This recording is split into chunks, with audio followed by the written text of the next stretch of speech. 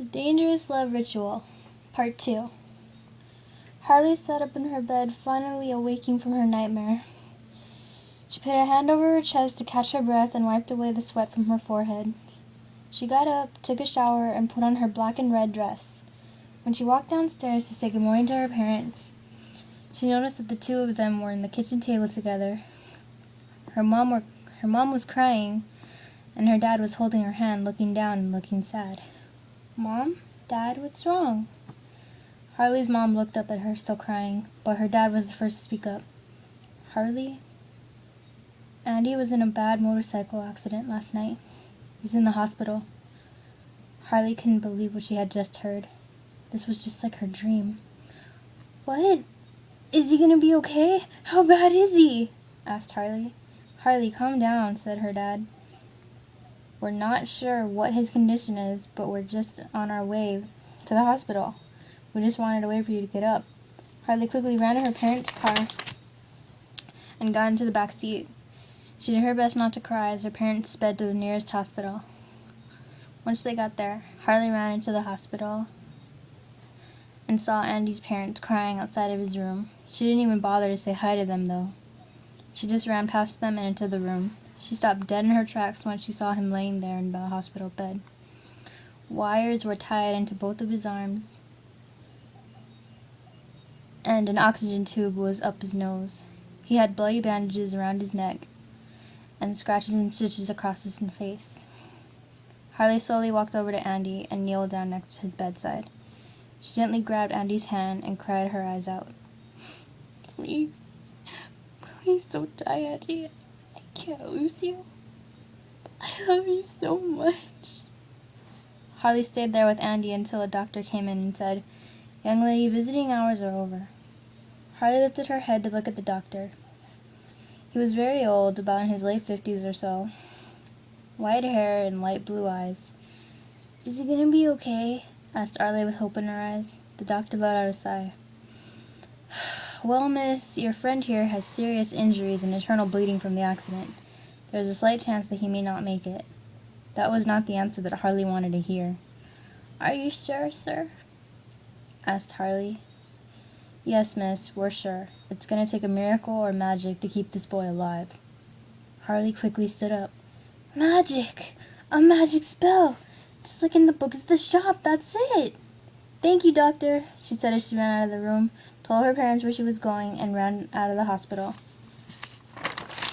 When she finally made it to the Black Heart shop, she walked in and found Madame Gravelia sitting at her table playing with what looked like voodoo dolls.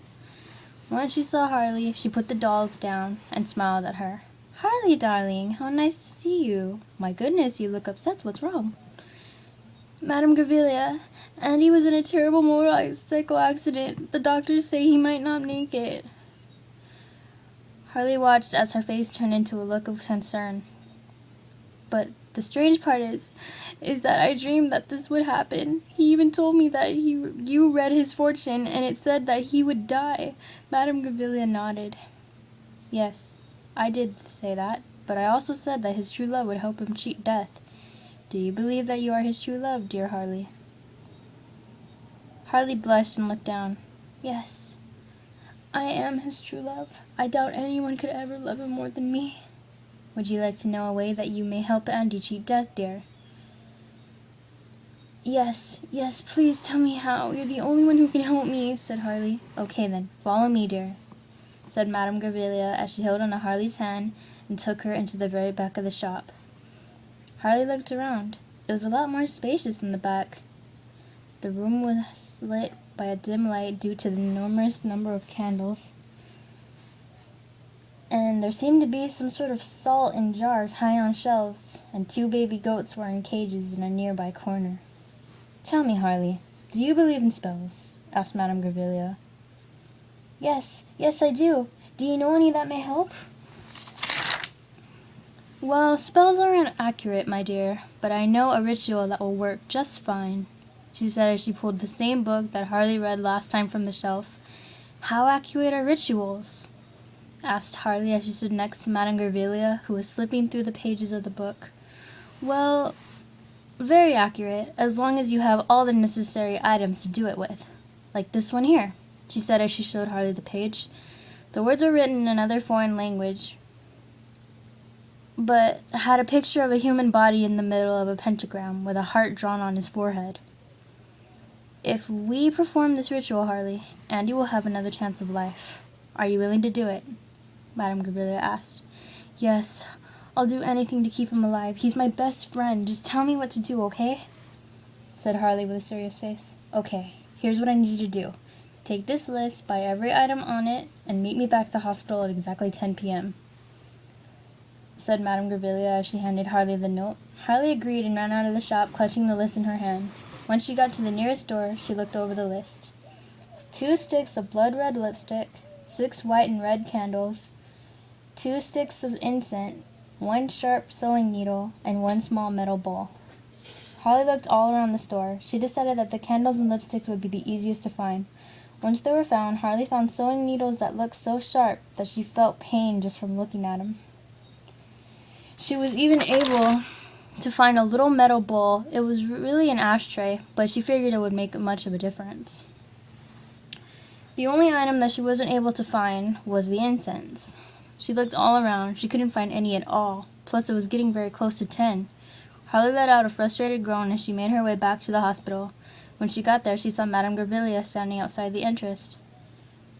Her hair, now free from its bun, and hung in waves down her back. The book in her hands, and she was dressed in a long black coat and a white skirt underneath it. Harley, there you are. I was worried about you, dear, she said as Harley came running towards her. Madame Gavilia, we have a problem. I couldn't find the incense. What are we going to do? Asked Harley, who was now on the brink of tears. Harley, honey, relax, said Gavilia as she wrapped an arm around Harley, comforting her. I figured finding incense would be hard for you, so that's why I brought some from the shop. Now calm down, sweetie, let's go, she said as